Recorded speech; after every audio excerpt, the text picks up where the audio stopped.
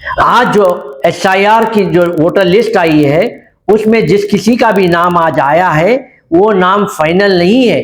आज से तो एसआईआर का काम शुरू हुआ। अस्सलाम वालेकुम।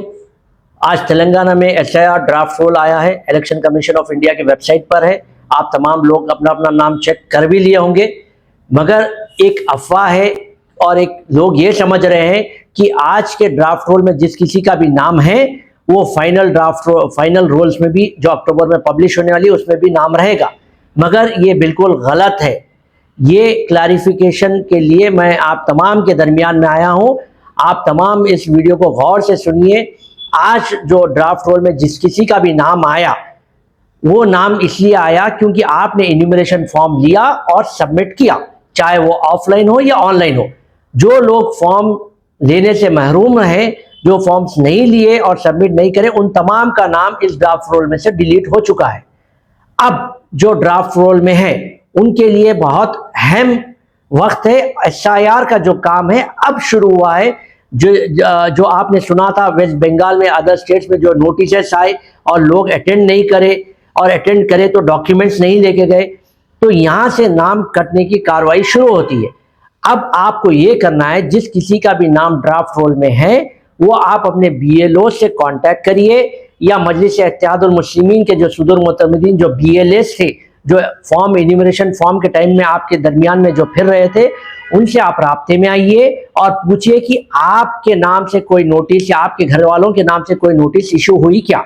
अगर नोटिस इशू होती है तो आपको नोटिस देना जरूरी है और वो नोटिस में डेट और टाइम रहेगा और आपको कहां पर जाना है वो भी रहेगा।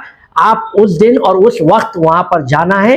11 अप्रूव डॉक्यूमेंट्स है ईसीआई के, उसमें से कोई एक डॉक्यूमेंट आपको ले जाना है, ले जाकर आपको वहां पर सबमिट करना है। वहां पर वेरिफिकेशन होगा, वहां पर आपका अप्रूवल होगा, तो आपका नाम फाइनल लिस्ट जो अक्टूबर में प्रिंट होगी उसमें आपका नाम रहेगा। अगर आप नोटिस नहीं लेंगे या फिर लेकर अटेंड नहीं करेंगे तो आपका नाम फाइनल लिस्ट में से चले जाएगा, डिलीट हो जाएगा। अब मैं आपको ये बताता हूं कि नोटिस किन किन लोगों को आएंगे। इसमें 3 कैटेगरीज है। कैटेगरी 1 जो 2002 में नाम था और 2025 में भी उनका नाम है, मगर स्पेलिंग मिस्टेक्स है या सरनेम पहले है या बाद में है, ऐसी कैटेगरी नंबर 1 है, उनको नोटिस आएगी।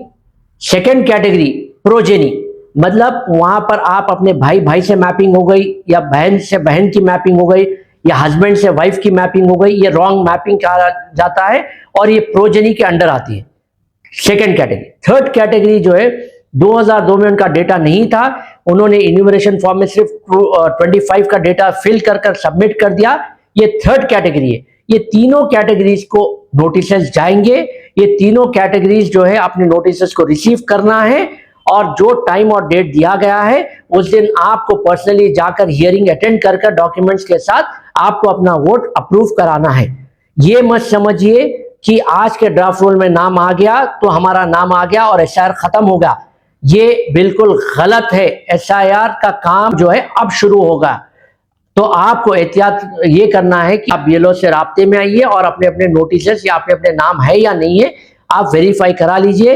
ये बहुत इंपॉर्टेंट इंफॉर्मेशन है वो लोगों के लिए जो समझ रहे हैं कि आज के लिस्ट में जो नाम आ गया तो वो फाइनल है, वो फाइनल नहीं है। क्लैरिफिकेशन के लिए मैं आपके दरमियान में आया। शुक्रिया, खुदा हाफिज।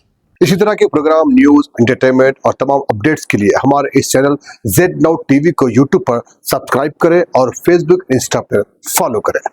देखते रहिए जेड नाउ टीवी, यही सच है।